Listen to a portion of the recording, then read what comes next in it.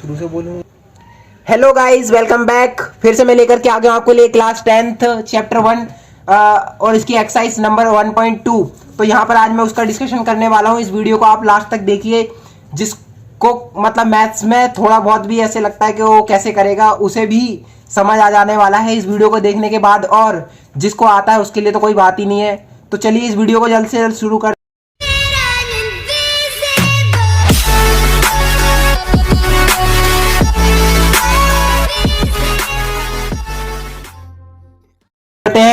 और इस वीडियो को आप ध्यान से देखिए, आपको एक पॉइंट सारा कुछ क्लियर हो जाएगा। इससे पहले की जो 1.1 है वो मैंने आपको पहले ही करवा दिया। अगर आपने पहले वो वीडियो नहीं देखा तो पहले उसे देखिए। फिर अब मैं एक्सरसाइज 1.2 यहाँ पे आपको कराने वाला हूँ। फिर बाद में आप इस वीडियो को देखेंगे तो आपको सारा कुछ ढंग से क्लियर हो जाएगा। तो ठीक है गाइज, हम इस वीडियो को आप जल्द से जल्द शुरू कर लेते हैं। देखिए आज हम यहाँ पे जो पॉइंट किन किन चीजों के बारे में पढ़ने वाले हैं। सबसे पहले हम पढ़ेंगे HCF into LCM is equals to पहली संख्या गुणा में दूसरी संख्या। A और B क्या है गाइज, यहाँ पे A है पहली संख्या और B है दूसरी संख्या। और HCF और LCM AB और AB ये सब क्या है, कुछ भी मतलब अभी समझ नहीं आया होगा, तो मैं इसके बारे में भी बताने वाला हूँ। तो आज हम इसके बारे में पढ़ेंगे। यहाँ पर दूसरा हम पढ़ेंगे अभाज्य गुणनखंड के गुणनफल, मतलब अभाज्य गुणनखंड के गुणनफल हम कैसे निकाल सकते हैं। ठीक है गाइस, दूसरा पॉइंट हम ये पढ़ेंगे यहाँ पे। तीसरा जो हम पढ़ेंगे वो अभाज्य गुणनखंड विधि से HCF और LCM ज्ञात कैसे करते हैं। अभाज्य गुणनखंड विधि से HCF और LCM कैसे ज्ञात करते हैं, ये हमारा तीसरा टॉपिक रहेगा। और चौथा टॉपिक रहेगा गाइस हमारा यहाँ पे, जांच करें कि दो संख्याओं का गुणनफल HCF इंटू LCM है।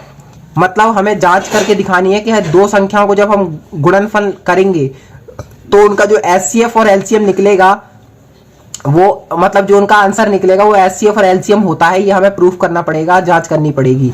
और फिफ्थ जो आएगा वो काफी हटके है इन सारे क्वेश्चनों से, तो उसके बारे में भी मैं बताऊंगा, जिसमें कि हमें कुछ मतलब संख्याएं दी होंगी 6n 12n 2n, इस तरीके से हमें कुछ संख्याएं दे रखी होंगी, तो उसके बारे में बात करेंगे। तो ये आज की वीडियो में हम आज ये पॉइंट डिस्कस करने वाले। इन पॉइंटों को समझने के बाद मैं क्वेश्चन भी साथ में कराऊंगा। अगर आप ये इतना समझ लेंगे तो आप क्वेश्चन खुद भी करेंगे तो आपको वैसे ही समझ आ जाएंगे। तो चलिए इस वीडियो को ध्यान से देखिए। हम सबसे पहले बात कर लेते हैं जो हमारा पहला पॉइंट है, उसके बारे में बात करूंगा मैं। देखिए सबसे पहले क्या आता है, फर्स्ट पॉइंट जो यहाँ पे हम डिस्कशन करने वाले हैं। ओके चालू करो। तो सबसे पहला पॉइंट हम डिस्कशन करने वाले हैं, क्या कहता है, HCF और A, B गुणा LCM A, B और A गुणा B। इसका क्या मतलब है?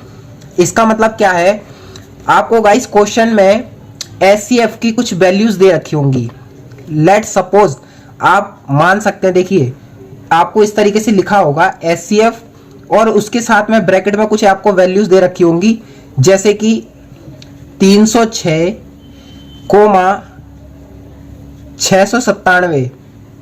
657 और गुणा में LCM।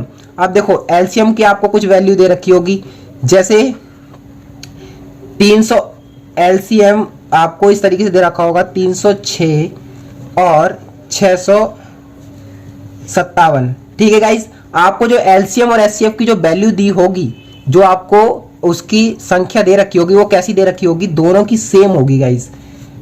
देखिए यहाँ 306 इधर भी 306, इधर 657 है, इधर भी 657 है।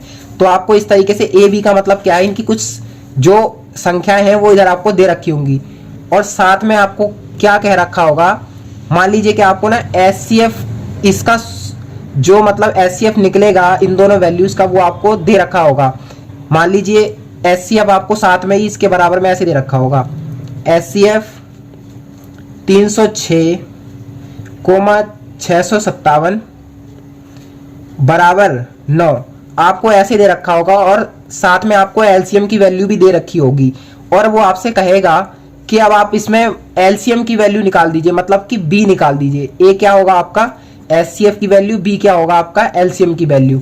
तो आपको वो LCM निकालने के लिए कहेगा। तो आप LCM निकालने के लिए क्या करें, हम क्या करें गाइस, सबसे पहले आपको फॉर्मूला याद रखना है, पहली संख्या गुणा में दूसरी संख्या बराबर एलसीएम गुणा एचसीएफ। ये आपको गाइज एक फॉर्मूला है जो आपको याद रखना है। अब इस फॉर्मूले से कैसे यूज करके हम संख्या निकालेंगे, तो मैं बताता हूं कैसे हम इसको यूज करके संख्या निकालेंगे। पहली संख्या गुणा में दूसरी संख्या, इसका क्या मतलब है, पहली संख्या हमारी क्या है 306, दूसरी संख्या क्या है 657। ठीक है गाइज, तो 306 हम यहां लिख देंगे, 306 गुणा 657, ये हो गया 657। ठीक है गाइज, तो इसको मैंने लिख दिया, हमें क्वेश्चन में ही दी हुई थी, बराबर में एलसीएम। अब मैंने क्या क्या रखा है, एचसीएफ की वैल्यू हमें यहाँ 9 दे रखी है, एलसीएम की वैल्यू हमें यहाँ पे निकालनी है, तो एलसीएम की तो हमें निकालनी है, एलसीएम ऐसे ही एलसीएम लिख देंगे इसे, गुणा में एचसीएफ की वैल्यू हमें दे रखी है, वो क्या दे रखी है 9 दे रखी है।